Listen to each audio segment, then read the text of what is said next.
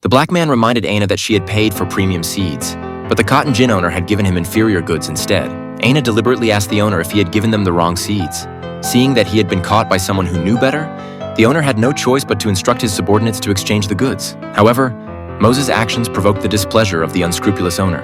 After returning to the yard, he began to regret his meddling, fearing that one day the white owner would retaliate.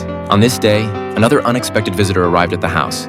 Will, the brother-in-law of the bank manager, had been injured on the battlefield and lost his sight. The manager did not want to take care of this burden for the rest of his life. Aina felt it was inconvenient, but the manager took advantage of his position to threaten her, saying this was a great opportunity for her to show sincerity to the bank. Left with no choice, Aina had to let the young man stay. She asked Will what dishes he liked and said she would try her best to take good care of him. Unexpectedly, Will put on an unapproachable demeanor, telling Aina's family not to bother him and that he did not need their pity. Just like that, Will moved in. He usually made a living by doing handicrafts and basically did not disturb Aina's family life.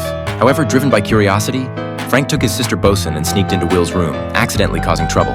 Aina was taking a bath in an iron bucket when an angry Will rushed in, accusing her 2 children of being poorly educated and damaging his records. Perhaps due to his hurt pride, Will's tone became more and more excessive as he scolded the naughty children. As the 2 argued more and more intensely, his finger poked into the warm water. Will finally realized that Aina was taking a bath, and the atmosphere gradually calmed down. Will's criticism of the 2 children turned into a reminder, telling them not to enter his room in the future. While Moses was sewing, he suddenly found that the wind was raging and the sky was filled with a large number of dark clouds.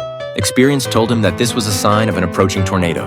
Moses told Aina to quickly lead the horse back to the barn. The teacher also realized the danger and hurriedly rang the bell to let the students return to the classroom. However, Frank was worried about his mother's safety, and despite the teacher's obstruction, ran home with all his might. At this time, Bosun was still playing house in the attic when a tree branch suddenly shattered the entire window.